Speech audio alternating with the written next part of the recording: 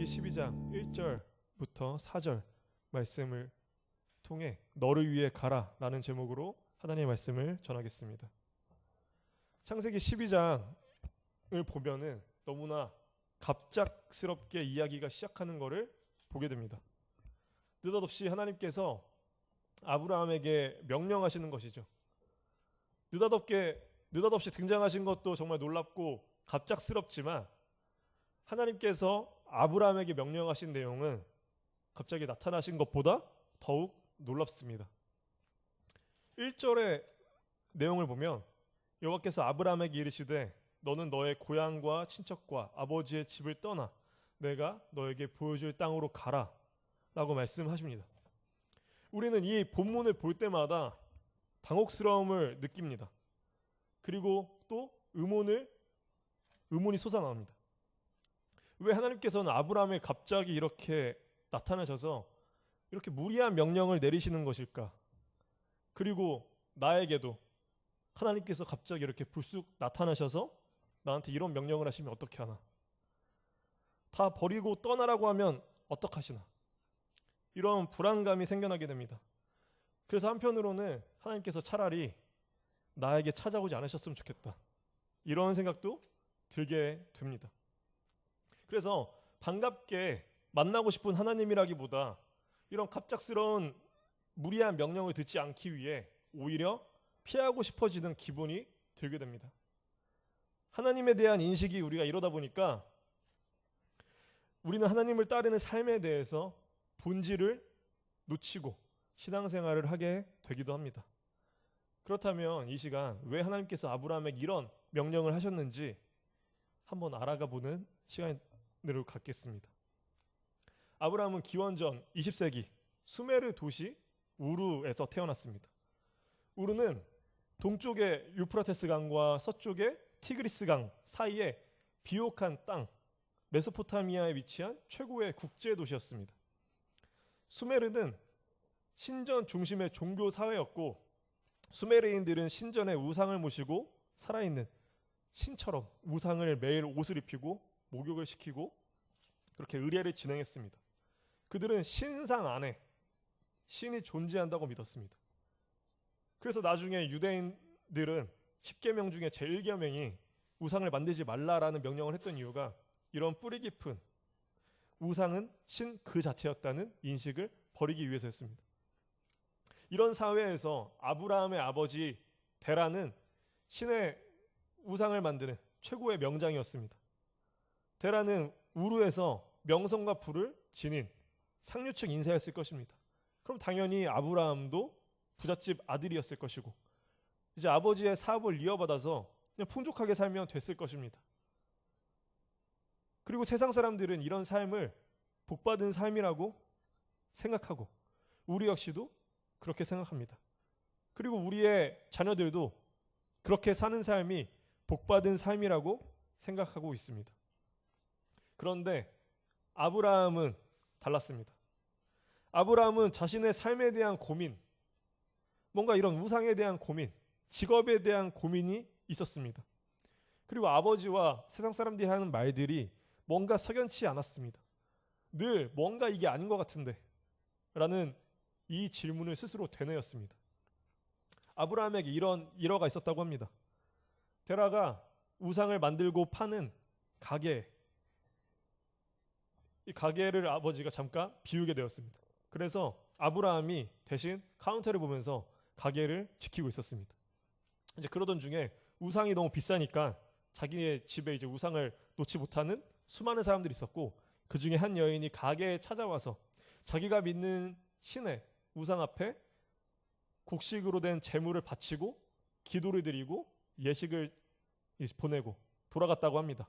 아브라함은 카운터에 앉아서 그 장면을 가만히 유심히 지켜보고 있었습니다. 그렇게 이제 여인이 집으로 돌아가고 나자 뭔가 골똘히 생각하던 아브라함은 갑자기 일어나서 여인이 바친 곡식 제물을 가게에 막 흩뿌리기 시작했습니다. 그리고 수많은 우상들 중에 하나를 선택해서 그 우상에게 막대기를 들게 해놓고 나머지 우상들은 다 깨부셨습니다. 시간이 지나고 데라가 가게에 도착하자 그 광경을 보고 깜짝 놀라게 됐습니다. 곡식은 다 가게 안에 흩뿌려져 있고 우상은 다 깨져 있고 널브러져 있는 것이었죠. 그래서 다급하게 아브라함에게 말을 합니다. 가게꼴이 지금 이게 무슨 일이냐? 혹시 도적이라도 들었냐? 그러자 아브라함이 대답합니다. 아버지, 난리도 아니었습니다. 한 여인이 재물을 놓고 가자 우상들이 서로 먹겠다고 자기들끼리 싸운 게 아닙니까? 그러다가 이제 하나 살아남은 우상이 제일 세가지고 다른 우상들을 다 깨부시고 자기가 갖겠다고 이렇게 했었습니다. 그 말을 듣고 데라가 기가 차서 말을 합니다. 아니 그게 말이 되느냐? 우상이 어떻게 움직인단 말이야? 그러자 아브라함이 대답했습니다. 맞습니다, 아버지. 그런데 이런 가짜 우상을 아버지도 알면서 계속 만드는 게 이게 맞겠습니까? 이처럼 지금 우리 삶에도 수많은 우상들이 넘쳐납니다. 돈이 우상이고, 정치 이념이 우상이고, 내 자식이 우상이고, 내 남자친구 여자친구가 우상이고, 애완동물이 우상이고, 취미생활이 우상이고, 직장과 일이 우상입니다. 그리고 금송아지 신상을 만들어서 이게 하나님이다 라고 말한 이스라엘 백성처럼 우리는 내 욕망으로 만든 우상의 하나님을 하나님이라고 말하면서 살아가고 있습니다. 그런데 문제는 우리가 이런 우상을 섬기는 삶을 계속해서 살아간다면 우리는 계속해서 이게 아닌데 라는 의문을 계속 갖고 살아갈 수밖에 없다는 것이죠. 그러던 중에 아브라함에게 큰 위기가 닥칩니다. 바로 바빌로니아 제국의 함무라비 왕이 큰 전쟁을 일으켜 대대적인 침략 전쟁을 일으킨 것입니다. 그래서 아브라함이 살던 그 도시까지 쳐들어오게 됩니다. 이들을 성경에선 아모리인이라고 합니다. 그 침입에 피하기 위해서 데라는 아브라함과 아브라함의 아내 사레 그리고 조카 롯을 포함한 모든 가족을 데리고 우르를 떠나 하란이란 지역으로 대피하게 됩니다. 그곳으로 간 이유는 데라가 자신의 생계를 유지하기 위해서 자신이 주력으로 만들어 팔던 그 신상이 우르도 그 신상을 팔지만 하란에서도 그 신을 가장 많이 믿었기 때문에 거기서 장사를 이어가기 위해서 글로 피한 것이죠. 그래서 피난을 갔지만 아브라함은 우르에서 못지않게 계속해서 부유함을 누리고 살았을 것입니다. 그러던 중에 아브라함에게는 큰 일을 하나 또 마주하게 됩니다. 그것은 아버지 데라가 죽게 된 것이죠. 이로써 아브라함은 가장으로서 이제 정말 홀로서기를 하기 시작합니다. 그리고 자신의 인생에 큰 축이 되었던 아버지가 돌아가시고 나자 아브라함은 인생의 커다란 질문을 또 한 가지 얻게 됩니다. 그래서 아브라함은 여기서 인생의 갈림길에 놓인 상황에서 자신에게 정말 진지한 질문을 하게 되는 것이죠. 인생은 무엇이냐? 내 삶은 무엇이냐? 죽음은 무엇이냐? 이 질문입니다. 그래서 아브라함은 아버지가 죽은 뒤 발릭 강둑에 앉아서 하염없이 흘러가는 물을 바라보며 앉아 있었습니다. 이때 아브라함 나이가 70세였습니다. 아브라함에게는 아직도 자식이 없었습니다. 아내 사레는 불임이었기 때문에 희망도 없었고 인생의 재미도 없었습니다. 그래서 잠에 들지도 못했고 자주 악몽에 깨기도 했습니다. 인생의 무력함과 공허함을 절실히 느끼고 있었습니다. 그래서 아브라함이 하는 일이라곤 오고 가는 사람들을 만나서 차를 마시고 옛날 이야기를 하고 세상 돌아가는 이야기를 하면서 시간을 보냈습니다. 사용할 곳도 없는 돈을 가지고 항상 음유시인들을 불러 아름다운 노래를 들었지만 위안이 되지 않았습니다. 아버지 데라의 유산으로 화려한 집과 시종, 가축, 고급 옷, 화려한 이동수단 등 다른 사람들이 부러워할 만한 것들을 모두 다 가지고 있었지만 아브라함은 공허함을 떨칠 수가 없었습니다. 그리고 결국 내가 인생을 왜 이렇게 살아왔을까? 돌아보니 아무 의미도 찾을 수 없다. 인생은 무엇이고 죽으면 무엇이 남는가? 그렇게 우상을 만들어 팔던 아버지가 죽고 난 이후에 아버지는 무엇이 되었을까? 이 질문이 떠나질 않았던 것입니다. 우리 각자에게도 다 이런 질문이 있을 것입니다. 세상 사람들은 이런 질문 앞에서 결국 두 부류로 나뉘게 됩니다. 의미 없는 인생을 외면하면서 그저 원래 세상은 이런 거지, 이렇게 말하면서 살아가는 사람과 내 인생에도 분명히 의미가 있을 거야. 그 의미를 간절히 찾기 위해서 그 의미를 하나님께 구하며 찾는 사람. 우리 주변을 둘러보십시오. 분명히 둘 중에 하나입니다. 그리고 그 두 사람은 전혀 다른 삶을 살아갑니다. 여기서 아브라함은 후자의 사람이었습니다. 아브라함은 이 질문에 답을 얻기 위해서 자신의 모든 인생을 걸기 시작합니다. 우상이 아닌 진짜 신을 만나고 싶다는 일념으로 자신의 모든 삶을 바칩니다. 그래서 자신이 알지 못하지만 진짜 신이 있다면 그 신에게 응답을 달라고 계속해서 질문을 던집니다. 신이시여, 정말 신이 살아 계시다면 부디 저에게 알려주십시오. 인생이란 무엇입니까? 제가 어떻게 살아야겠습니까? 이 질문을 얼마나 많이 던졌을지 모릅니다. 그러나 이 공허함과 무력감 속에서 아브라함이 할 수 있는 것은 그저 신의 존재를 찾으며 간구할 뿐이었습니다. 그러던 중에 한 음성을 듣게 됩니다. 창세기 12장 1절을 히브리어 원어로 보면 첫 시작이 그리고로 시작합니다. 그런데 한글 성경에는 하나님이 왜 아브라함을 선택했는지 나와 있지 않습니다. 그러나 원어 성경을 보면 이 그리고라는 단어 앞에 아브라함이 얼마나 자신의 마음을 응시하며 답을 찾기 위해서 신의 목소리를 듣기 위해서 수련했던 무수한 시간이 숨겨져 있는 것이죠. 인간은 아무리 훈련하고 수련하고 깊은 산속에 틀어박혀 속세와 연을 끊는다고 할지라도 신의 차원에 도달할 수 없습니다. 오히려 그 시간이 인간을 더욱더 고통스럽게 합니다. 그러면 우리가 어떻게 신의 뜻에 도달할 수 있게 될까요? 그것은 오늘의 본문과 같이 신께서 직접 말씀해 주시는 것을 들을 때입니다. 그러나 하나님의 이 음성을 듣는 것은 결코 쉽지 않습니다. 아브라함은 70세가 되어서야 자신의 모든 것이 부질없음을 깨닫게 되었을 때, 그 빈 마음으로 진실하게 하나님께 질문했을 때 그때 들었습니다. 모세는 언제 들었습니까? 80세에 들었습니다. 그럼 모든 사람들이 다 이렇게 나이가 들어야지만이 들을 수 있을까요? 그것도 아닙니다. 다윗은 10대 광야 들판에서 고독 속에서 하나님께 들었습니다. 사무엘 역시도 어린 나이에 하나님의 음성을 듣습니다. 중요한 것은 청결한 마음 상태일 때, 그때 하나님의 음성을 들을 수 있는 것입니다.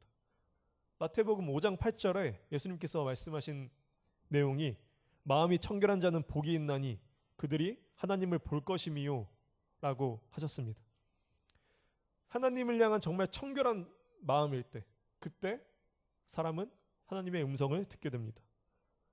그래서 자신의 삶의 목적을 찾게 되는 새 사람이 되기 위한 첫 관문에 놓이게 되는 것이죠. 우리의 이 질문에 대한 하나님의 응답은 1절을 보면 너는 너의 고향과 친척과 아버지의 집을 떠나 내가 내게 보여줄 땅으로 가라 라고 말씀하십니다.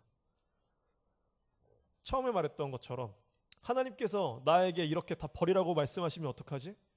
이렇게 불안해하는 사람들이 정말 많습니다. 그런데 중요한 거는 하나님께서는 아무에게나 이런 말씀을 하지 않으십니다. 하나님은 청결한 마음으로 하나님을 온전히 구하는 자에게만 이런 말씀을 들려주십니다. 그러니 내가 이런 음성을 하나님께 듣지 못했다면 좋아만 할 것이 아니라 사실은 아직 첫 관문에도 도달하지 못함을 스스로 안타까워해야 합니다. 하나님은 준비된 자, 그리스도인으로서 간절히 하나님을 구하는 자만이 이 음성을 들을 수 있게 됩니다. 방금 읽은 성경 구절을 원어대로 해석하면 이렇게 볼 수 있습니다. 모든 것을 버려라. 너를 위해서 그리고 내가 말한 곳으로 가라. 그러면 너가 했던 그 질문에 대한 답을 알 수 있을 것이다. 하나님께서 아브라함에게 처음으로 하신 말씀이 첫 마디가 바로 레크르카입니다. 이것은 너 자신을 위해서 가라 라는 것이죠. 하나님의 이 말씀은 우리에겐 시험으로 다가옵니다. 인생의 정답을 향해 가는 것이 무엇이겠습니까? 그것은 결국 모든 것의 주인이신 창조주 하나님에게로 돌아가는 것입니다. 하나님께 나아가기 위해서 그 긴 길을 걸어가기 위해서 우리는 반드시 먼저 해결해야 할 것이 있습니다. 하나님께 돌아가는데 나를 방해하는 나의 발목을 붙잡는 것을 먼저 해결해야 합니다. 하나님의 음성을 듣는데 방해하는 것을 찾아내서 제거해야 됩니다. 그것이 바로 나의 우상입니다.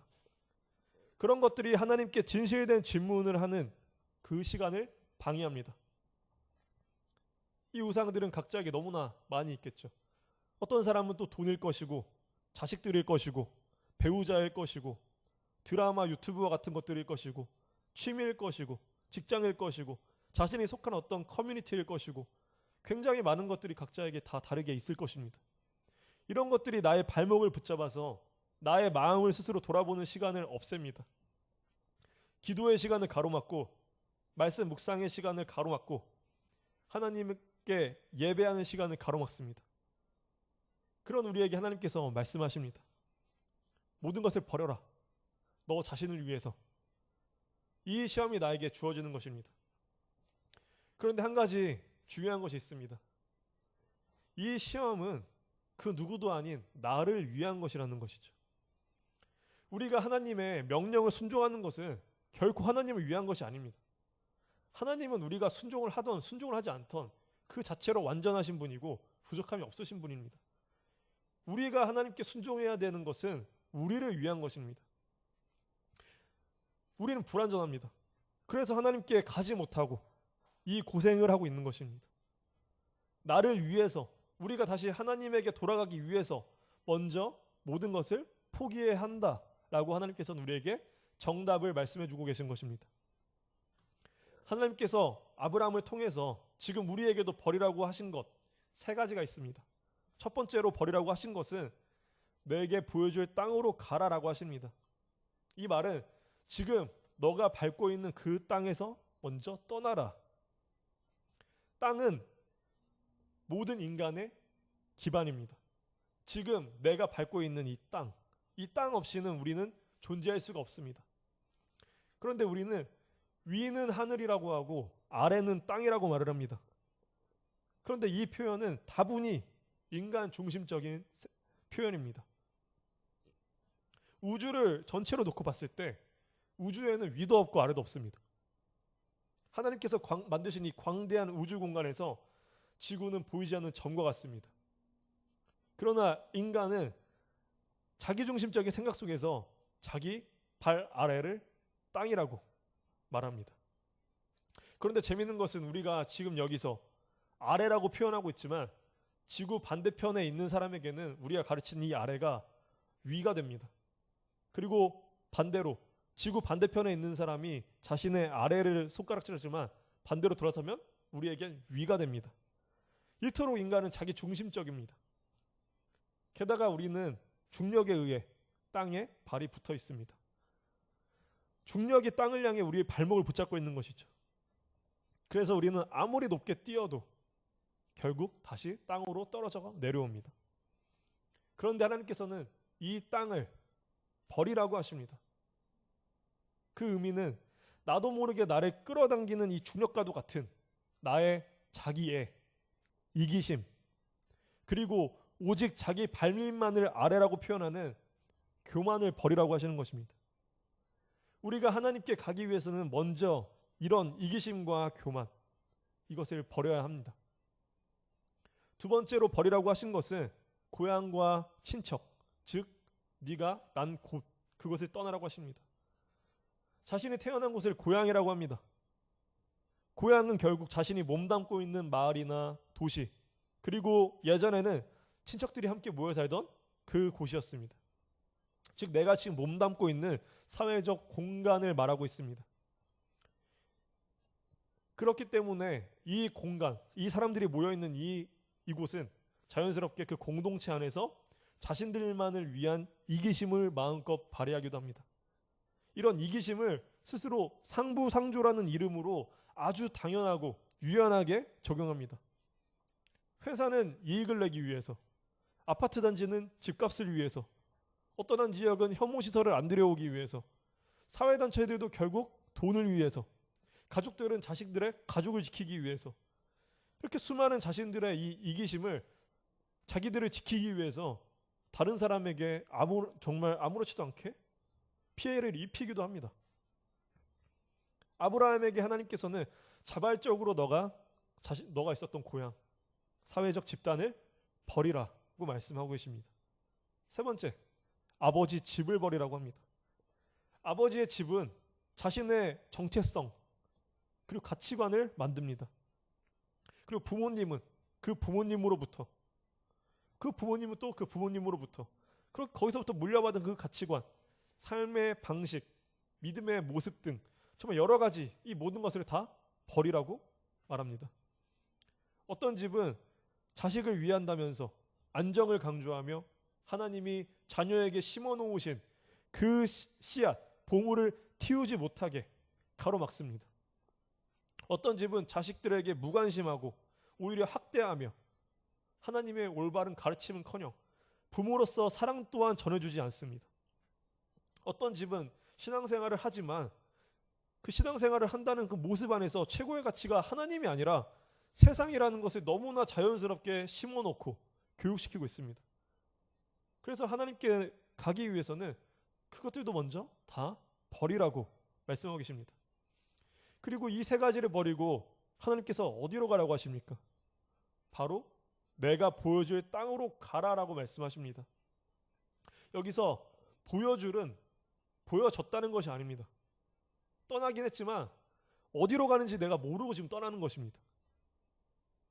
오직 하나님께서 내가 너를 인도하겠다는 그 약속, 너는 지금 목적지가 어딘지 보이지 않지만 내가 너를 인도하겠다라고 말씀하신 그 약속 하나만 믿고 떠나는 것입니다.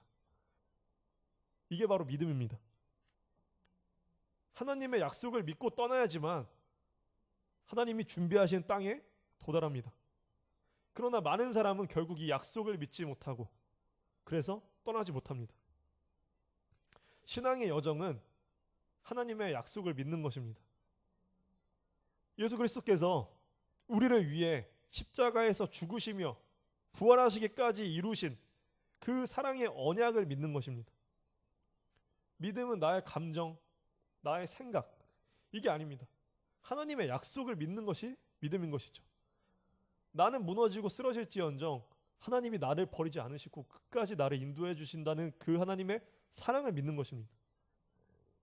나는 변하지만 하나님은 변하지 않으시기 때문에, 우주가 없어진다고 할지라도 하나님의 약속은 변하지 않기 때문에, 그래서 진리인 것입니다. 그래서 우리는 이 약속을 믿으며 한 손에는 예수님의 손을 잡고 나의 남은 한 손에는 나에게 맡겨진 내 주변의 사람들의 손을 잡으면서 함께 가는 것입니다. 그러기 위해서는 먼저 지금 내가 쥐고 있는 내 양손에 있는 것들을 먼저 놔야 합니다. 그래야 예수님의 손을 잡고 내 이웃의 손을 잡는 것이죠. 그렇게 하나님께서 아브라함에게 너의 모든 것을 버리고 나의 약속을 따른다면 복을 내리겠다라고 약속하십니다. 여기서 말하는 복의 근원적인 의미는 무릎입니다. 진정으로 인간의 최고의 복은 하나님께 무릎을 꿇고 그분의 뜻에 순종하는 삶입니다. 그렇게 순종하며 살아갈 때 하나님께서 나를 위해 최고의 선으로 갚아주시는 그 경험을 하는 삶, 이게 최고의 복된 삶입니다.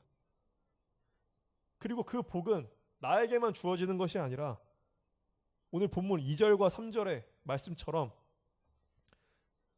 내가 너로 큰 민족을 이루고 내게 복을 주어 내 이름을 창대하게 하리니 너는 복이 될지라.